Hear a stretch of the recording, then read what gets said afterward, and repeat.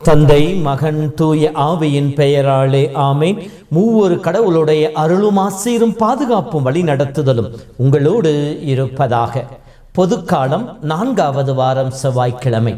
இயேசுவில் என் அன்பு சொந்தங்களே, தாயும் தந்தையுமாக இருக்கின்ற இறைவன் தாமே இந்த நாளிலே உங்களுக்கும் உங்கள் குடும்பத்துக்கு தேவையான ஆசிரியம் அருளையும் பொழிந்து உங்களை காத்துக்கொள்ளுவாராக. தன் அற்புதமான நிலையில் நீங்கள் வாழ்ந்து மகிழ்ச்சி நிலைத்திருக்க செய்தருள்வாராக. உங்களை இயேசுவின் அற்புதமான அன்பின் நாமத்திலே வாழ்த்துகிறேன். உங்களுக்காக ஜெபிக்கின்றேன். தாய் போல தேற்றி, தந்தை போல ஆற்றி, தோள் மீது சுமக்கும் என் இயேசுவே, ஆண்டவரை மனதுருக பாடி மகிமைப்படுத்துகின்றோம். தாயும் தந்தையுமாக இருக்கின்ற கடவுள் தம் அன்பை நம்மீது வாரி வழங்குபவராக இருக்கின்றார். நாம் செய்த எல்லா விதமான குறைகளையும் மன்னித்து ஏற்றுக்கொண்டு நம்மை அவர்விதமான முறையிலே ஆசீர்வதிப்பவராக இருக்கின்றார். தந்தையின் அன்பு ஒவ்வொருவரும் நம் வாழ்விலே அனுபவித்த ஒன்று. தாயின் அன்பு சொல்லிலே சொல்லிவிடலாம், ஆனால் தந்தையின் அன்பையோ சொல்லில் அடங்க முடியாது. அதைத்தான் ஒரு கவிதையிலே அழகாக அப்பாவினுடைய தந்தையினுடைய அன்பை பற்றி சொல்லப்பட்டிருக்கின்றது. அம்மா இல்லத்தில் தன்மானமாக இருக்கின்றாள், அப்பாவோ இல்லத்தின் அடையாளமாக இருக்கின்றார். அம்மா ஊட்டுவது அன்பு பால், அப்பா ஊட்டுவது மனதெம்பு என்கின்ற துணிவு. கல்லில் கால் இடிக்கும் பொழுது வாயில் வரும் வார்த்தை அம்மா என்பது. அதே வேளையிலே காரில் மோதி கீழே விழும் பொழுது வாயில் வருகின்ற வார்த்தை ஐயோ அப்பா என்று சொல்லி. சின்ன சின்ன துன்பங்கள் வரும்போதெல்லாம் அம்மாவை அரவணைக்கின்ற நாம் பெரிய துன்பங்கள் வருகின்ற பொழுது அப்பாவின் துணிவையே தேடுபவர்களாக இருக்கின்றோம். எனவே அப்பா ஒரு இல்லத்தின் அடையாளமாய் இருக்கின்றார் என்று சொல்லி. ஆம் அன்பு சொந்தங்களே, தாய் தான் செய்த செயல்களை ஒரு சில நேரங்களிலே வார்த்தையில் சொல்லி காட்டலாம், ஆனால் தந்தையோ தான் பார்க்காத உயரத்தை தன் மகன் மகளும் பார்க்க வேண்டும் என்று சொல்லி அவர்களை தோளில் சுமப்பவர்களாக இருக்கின்றார்கள். தான் தவறி விழுந்த இடத்திலே தன் மகனும் மகளும் தவறி விழுந்துவிடக் கூடாது என்பதிலே கண்ணும் கருத்துமாக இருப்பவர் தந்தை.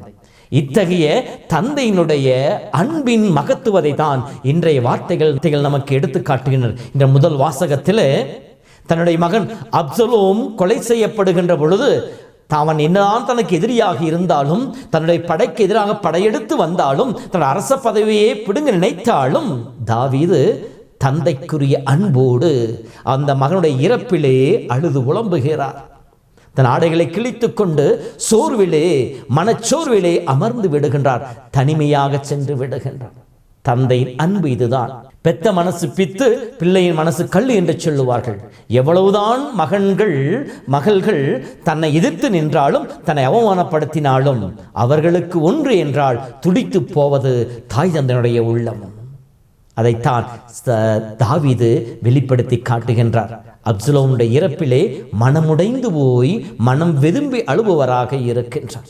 இன்றைய நற்செய்தி பார்க்கின்ற பொழுது மற்றொரு தந்தையை பற்றி சொல்லப்பட்டு இருக்கின்றது.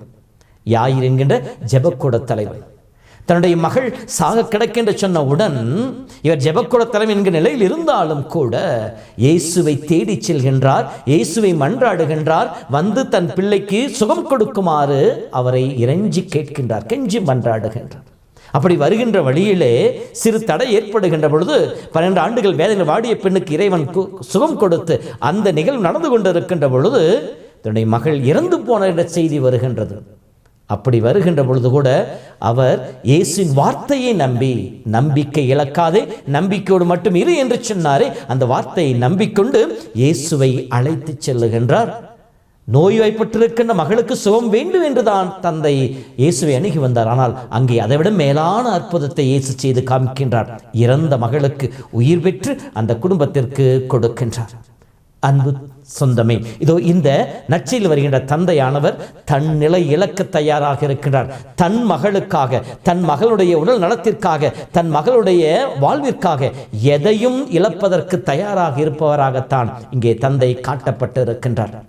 அன்பு சொந்தங்களே, இத்தகைய தந்தையுடைய அன்பை தியானிக்கிற நேரத்திலே நாம் ஒவ்வொருவரும் கடவுளுடைய பிள்ளைகள். கடவுள் நம் தந்தையாக இருக்கின்றார். இறைவாக்கின புத்தகத்திலே மீண்டும் மீண்டும் சொல்லுகின்ற வார்த்தை, நான் அவர்கள் தந்தையாக இருப்பேன், அவர்கள் என் மக்களாக இருப்பார்கள் என்று சொல்லி, நாம் எவ்வளவுதான் கல்லான இதயத்தோடு ஆண்டவரை புறக்கணித்தாலும், ஆண்டவருக்கு எதிராக பாவம் செய்தாலும், ஆண்டவருக்கு விலகிச் சென்றாலும், தந்தைக்குரிய அன்போடு கடவுள் நம்மை விலக்கி விடுவதில்லை. மிகச்சிறந்த உதாரணம் லூக்கா புத்தகம் 15 வருகின்ற ஊதாரி மைந்தனை ஓமை. மகன் எவ்வளவுதான் தந்தையை விட்டு விலகிச் சென்றாலும் தந்தை காத்திருக்கின்றார் மகனுக்காக. வருகின்ற பொழுது ஆற தழுவி அன்பு முத்தமிட்டு அவனுக்கு மீண்டும் பழைய ஆசிரை கொடுக்கின்றார். இதேதான் நம் தந்தையா கடவுள் நம் மீது வைத்திருக்கின்ற அன்பின் அடையாளம். நாம் பாவத்திலே விழுந்து அவருக்கு எதிராக நாம் முதுகை காட்டினாலும் நம்மை அரவணைத்து காக்க, நமக்கு ஆசிரை ஒளிய காத்து கொண்டிருக்கின்ற அன்பு தெய்வமாய், தந்தையாய் நம் கடவுள் காத்து கொண்டிருக்கின்றார். ஆகவே தந்தையின் அன்பை உணர்ந்து அவரை நோக்கி வருபவர்களாக இருப்போம். அவரோடு இணைந்து வாழ முற்படுவோம். இரண்டாவதாக, இந்த உலகிலே வாழ்ந்து கொண்டிருக்கிற நாம் நமக்கு கொடையாக கொடுத்திருக்கின்ற நம் தந்தையர்களை, தாய்மார்களை மதிப்பவர்களாக இருப்போம். சீராக் புத்தகம் 3 படிக்கின்ற பொழுது, தாய் தந்தையை மதிப்பவர்கள் மன்னிப்பை பெறுவார்கள், நீடிய ஆயுளை பெறுவார்கள், அவருடைய ஜெபம் கேட்கப்படும் என்று பல்வேறு ஆசீர்வாதங்கள் கொடுக்கப்பட்டிருக்கின்றன. நம் தாய் தந்தையரை மதிப்போம். நமக்காக அனைத்தையும் இழக்க தயாராக இருந்தவர்கள், அனைத்தையும் இழந்தவர்கள், நம் வாழ்விற்காக தன்னையே உடைத்து கொண்டவர்கள்.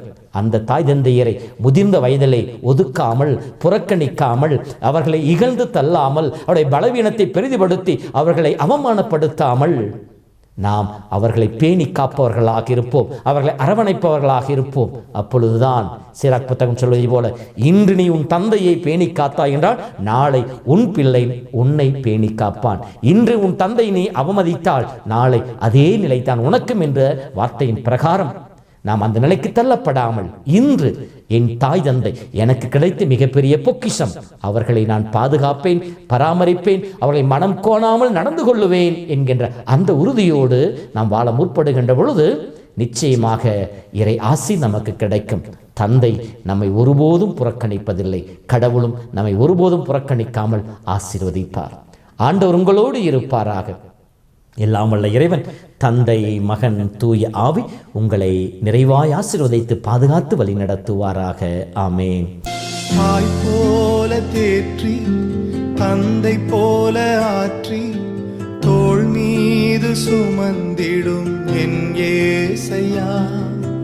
தாய் போல தேற்றி, தந்தை போல ஆற்றி, தோள் மீது சுமந்திடும் என் ஏசையா.